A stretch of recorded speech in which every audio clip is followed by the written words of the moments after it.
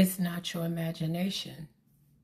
It's not. Every time you walk outside, you hear the birds. Every time you go to bed, even at night, you are hearing the birds chirping. Well, I'm here to confirm something for you. It's time for you to get quiet and get still and listen to the chirps. Count them. See what sense you can make out of it. Ask the divine to help you to understand why you keep hearing the voices of nature. You'd be surprised the answers you'll receive. You know, we live in a fast-paced, busy world where everybody's on go, go, go.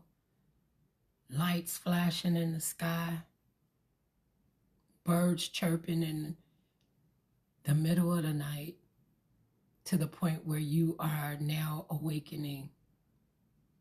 You're like, why are the birds up so early? You ask your partner, did you hear the birds? They probably didn't hear the birds.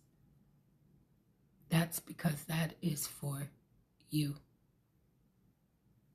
Get up. Get up. Write your thoughts down. Write your dreams down. Write what you're hearing. How many chirps the bird made.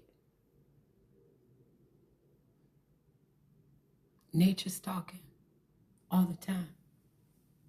It's up to us to begin to pay attention.